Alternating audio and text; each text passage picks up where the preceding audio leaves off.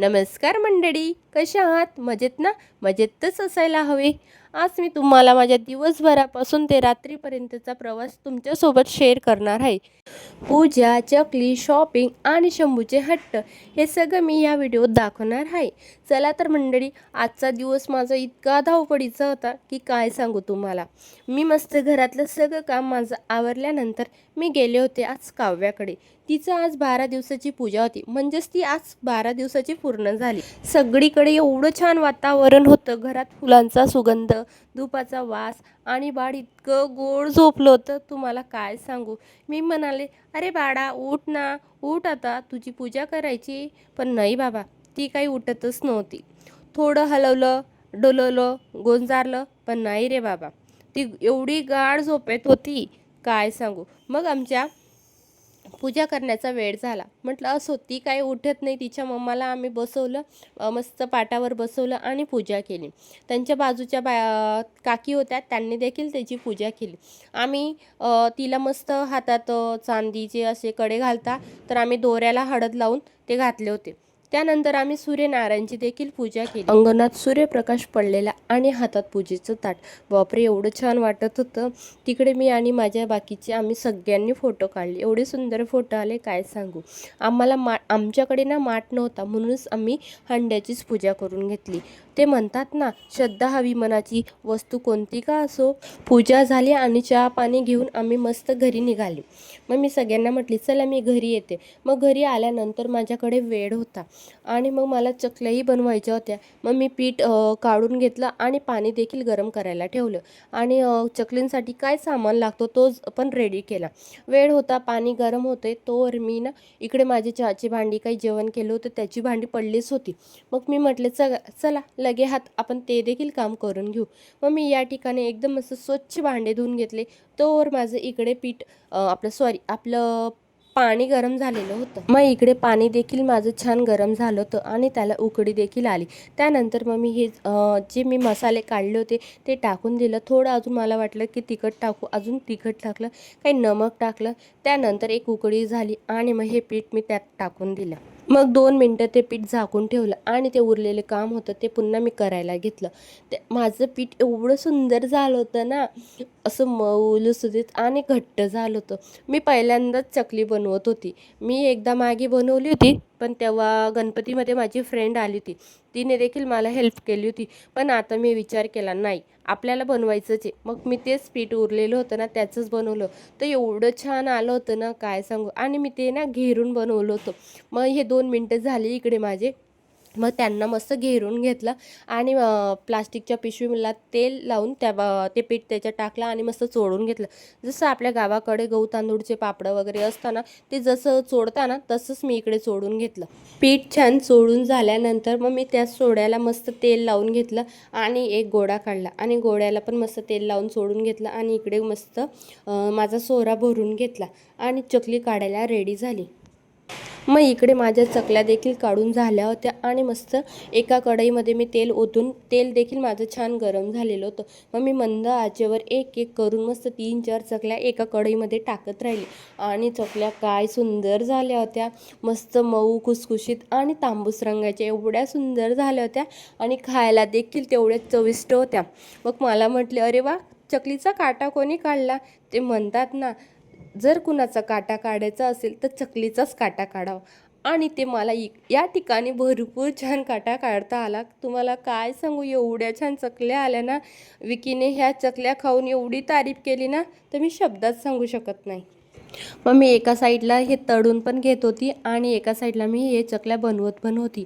पण एकटीमुळे मला फारच म्हणजे इतका थकवा आला ना. चकल्या तर छान आल्या, पण मी त्या मागची माझी एवढी मेहनत होती ना, मोबाईल इकडे धर तिकडे धर, माझी चकली कशी आली, जळली तर नाही ना, ती मस्त कडक तर आली ना, अशा या सगळ्या गोष्टी बघत राहिले.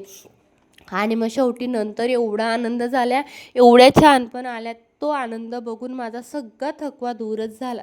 मी पहिल्यांदाच दिवाळीच्या वेळेस एकटीने काहीतरी केलं, त्याचा आनंद माझ्यासाठी एवढा होता ना, बाप रे बाप.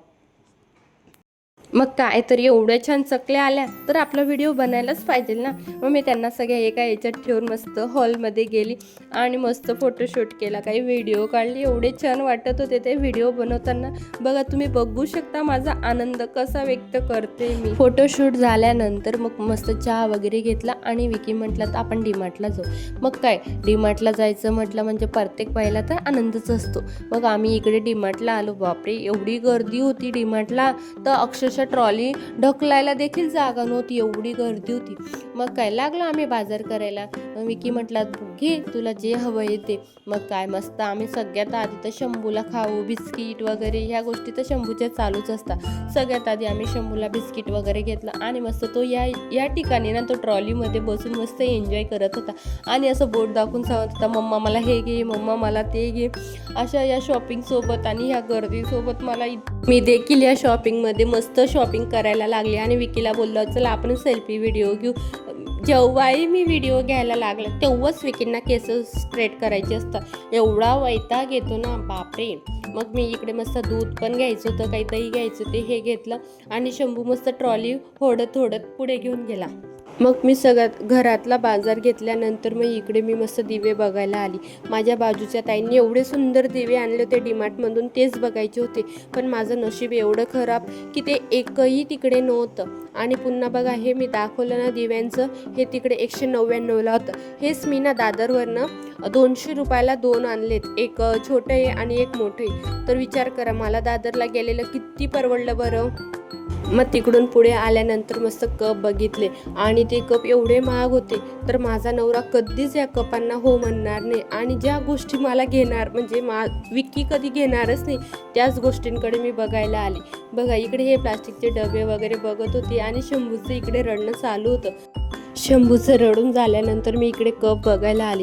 मी विकीला म्हटली ते माग्याचे नाही घेतले, निदान हे 2 तर घ्या. मग शेवटी मी कसं बसं करून ते 2 कप घेतलेच, कारण माझे मागच्या वेळेचे 2 कप माझे फुटून गेले होते. म्हटलं ते 2 फुटले आहेत ना, पुन्हा 2 आपण ॲड करूया घरात. मग आम्ही ते 2 कप घेतले आणि इकडे डस्टबिनच्या इकडे आली. डस्टबिन मी जसे करत होती तसंच शंभू देखील तसाच करत होता.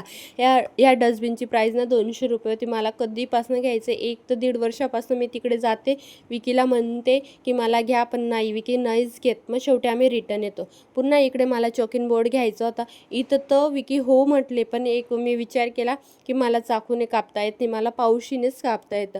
मग मी म्हटलं जेव्हा मी चांगलं म्हणजे कापायला शिकेन ना तेव्हाच मी हा घेईल. मग मी ठेवून दिला. पुन्हा मी हे प्लास्टिकच्या बर्नींकडे आली, पण विकीला काही हे आवडलंच नाही. मग नंतर अजून पुढे गेलो तर हे दिव्यांचे होते, एवढे छान होते. आणि घरी येता येता हे दिव्यांचे पाहिले ना तर 199ला एक होता, असं काहीतरी होतं. मला असं वाटलं की 199ला हे सगळेच आहेत. तर मी एवढी आनंद झाली आणि म्हटली हां आपण घरी घेऊन जाऊया. मग त्या मुलाला विचारलं आम्ही हे कितीला आहे रे दादा, तेव्हा तो म्हटला की एकच वस्तू 199ला आहे. बापरे हे बघून तर मी चक्कच झाली आणि ते निघत पण होतं. मग मी त्या दादाला बोलली की काढून बघ कसं आहे काय. ते बघितलं आणि पुढे आलो. मग शंभूसाठी आम्ही चप्पल किंवा सँडल किंवा बूट असं काहीतरी बघणार होती, पण त्याची प्राईस एवढी महाग होती. म्हटलं असं मी दादरवरनं आणलं आहे ना, मग तेच केलं होतं. मग त्यानंतर विकींनाही इकडे मस्त शूज बघायचे होते, मग ते ट्राय करत होतात. त्यांना शंभू छान मदत करत होता. डॅडा थांबा मी लावून देतो, मी खोलून देतो, अशा काही गोष्टी तो करत होता. त्यानंतर मग इकडे थोडाच वेळ आम्ही आपलं विकी शूज बघत होता. तर शंभूने तिकडे जाऊन मस्त चष्मा वगैरे घेऊन आला आणि लावून दाखवत होता. बघ मम्मा मी कसा दिसतोय, असा लावायचा का तसा लावायचा, अशा गोष्टी सांगत होता. मग काय इकडे आलो. शंभू ज्या गोष्टीसाठी रडत होता ना ती गोष्ट बघायला आली, पण ती गोष्ट काही आम्ही त्याला घेतलीच नाही. न घेतल्यामुळे त्याचं बघा कसं रडणं चालू, एवढा रडत होता बापरे. पण सगळे लोक आमच्याकडे बघत होतात, सगळ्या लोकांची नजर तर आमच्याकडेच होते. मग तो कसाही रडत होता आणि त्याला गोड बोलून मस्त छान घरी घेऊन आली आणि त्याला म्हटले चल आपण नेक्स्ट टाईम तुला गाडी घेऊ. असं करून मी त्याला घरी घेऊन आली. त्यानंतर आम्ही मस्त चहा वगैरे घेतला आणि चकल्या खाल्ल्या. मग विकीने माझी चकलींची तर एवढी तारीफ केली ना काय सांगू. विकी म्हटलात फारच छान आहे, मस्त लागताय, अशा तसं बोलले. आणि तर मंडळी बघा आजचा माझा हा ब्लॉग मस्त पूजा शॉपिंग काही आपलं चकली वगैरे बनवले. तर तुम्हाला हा आजचा माझा व्हिडिओ कसा वाटला, आवडला असेल तर लाईक शेअर आणि सबस्क्राईब करायला विसरू नका. चला मग पुन्हा भेटू अशाच छानशा व्हिडिओमध्ये. तोवर take care friends and bye.